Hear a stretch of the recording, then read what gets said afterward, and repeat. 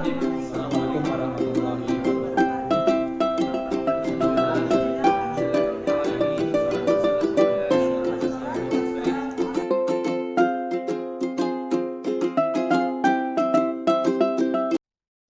Assalamualaikum warahmatullahi wabarakatuh. Alhamdulillah, wassalatu wassalamu ala rasulillah wa ala alihi wa sahbihi wa man walah. Asyhadu an la ilaha illallah wa asyhadu anna muhammadan abduhu wa rasuluh, amma ba'du. Ma'asyiral muslimin rahimakumullah. Bapak dan Ibu keluarga besar Amma Yogyakarta yang dirahmati oleh Allah Subhanahu wa taala dimanapun kita berada. Izinkan kami untuk menyampaikan kajian atau kultum menjelang berbuka puasa yang pada kesempatan kali ini kami mengambil tema bagaimana mengisi jelang akhir Ramadan. Kita sekarang sudah memasuki bagian-bagian akhir pada bulan Ramadan. Kita perlu mengoreksi diri sebagai bahan evaluasi mulai awal Ramadan kemarin sampai dengan hari ini. Apakah kualitas dan kuantitas ibadah kita sudah sesuai yang kita harapkan? Apabila sudah, mari kita jaga sekuat tenaga hingga akhir Ramadan. Jika belum sesuai dengan ekspektasi kita, mari kita tingkatkan dengan sebaik-baiknya. Seperti orang yang sedang membangun rumah, kita ini sudah membangun rumah 70%. Bagaimana yang 30% sisanya ini sangat menentukan.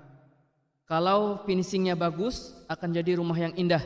Tapi jika finishingnya dikerjakan secara asal-asalan, tentu rumah yang dibangun dengan permulaan susah payah hanya akan mendapatkan nilai buruk. Hanya masalah 30% yang akhir adalah buruk. Ada beberapa hal yang perlu kita perhatikan pada sepertiga bulan Ramadan akhir ini. Di antaranya bahwa Allah menciptakan umat Muhammad penuh dengan keistimewaan. Sebagaimana keistimewaannya adalah Allah menciptakan umat sebagai umat yang lahir di muka bumi ini pada bagian paling akhir. Kenapa? Karena apabila pada umat Muhammad yang menjadi seorang pendosa, seumpama ia mati di kuburan disiksa tidak terlalu lama, kiamat akan datang. Ia akan dientaskan dari siksa kubur. Jika ia dalam keadaan membawa iman, ia akan berpeluang besar mendapatkan syafaat dari Rasulullah SAW.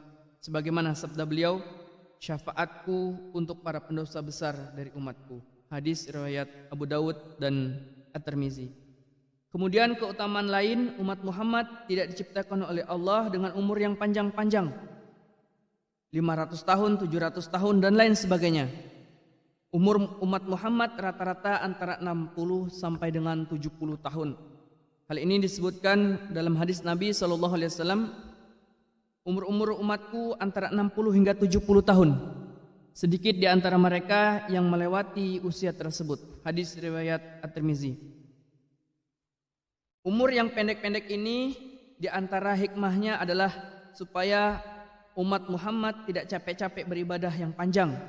Umat Muhammad diberi oleh Allah umur yang pendek, namun dalam pendeknya umur Allah memberikan peluang, yaitu Lailatul Qadar, sehingga apabila Lailatul Qadar ini bisa digunakan dengan baik, hal tersebut lebih baik daripada 1000 bulan atau kurang lebih 83 tahun.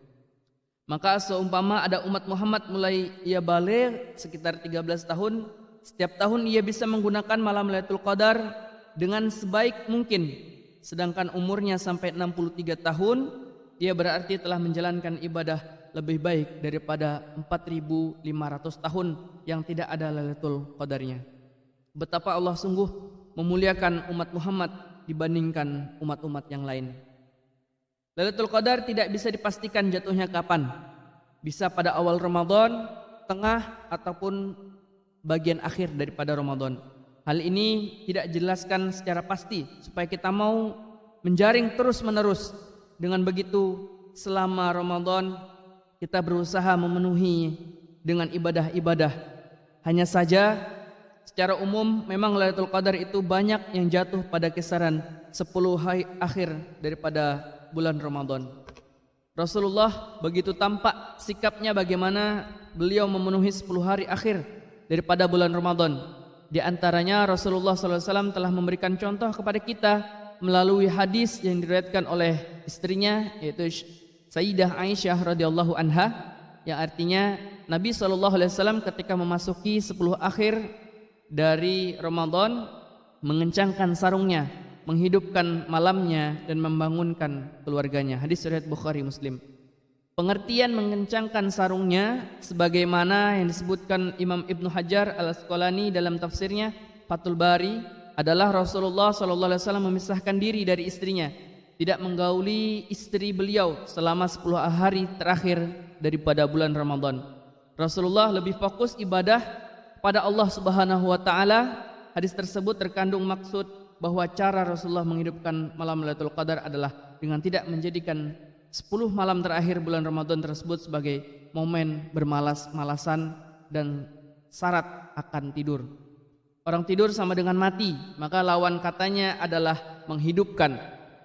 Rasulullah menghidupkan malam dengan terjaga, beribadah, tidak mengisinya dengan tidur. Selain itu, baginda Nabi juga memperhatikan masalah ibadah keluarganya. Beliau tidak ibadah sendirian, sedangkan keluarga yang lain santai-santai, tidak. Rasulullah SAW membangunkan keluarganya untuk beribadah malam, sujud kepada Allah Subhanahu wa taala. Amalan lain yang selalu dilakukan oleh Rasulullah SAW pada 10 malam terakhir di bulan Ramadan adalah iktikaf. Kisah ini diceritakan oleh Sayyidatina Aisyah radhiyallahu anha, istri beliau, dalam hadis riwayat Bukhari yang artinya sesungguhnya Nabi Muhammad SAW iktikaf pada 10 hari terakhir pada bulan Ramadan sampai beliau dipanggil oleh Allah Subhanahu wa taala. Kemudian istri-istri beliau iktikaf setelah beliau kembali ke rahmatullah. Mari kita bersungguh-sungguh memenuhi puasa Ramadan dan beribadah malamnya dengan sebaik mungkin.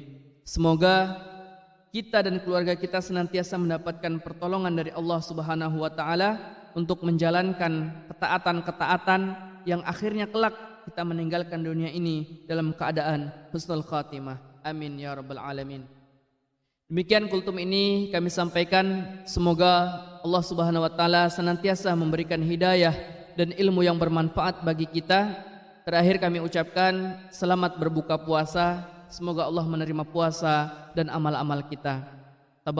Taqabbalallahu minna wa minkum siyamana wa siyamakum. Amin ya rabbal alamin. Assalamualaikum warahmatullahi wabarakatuh.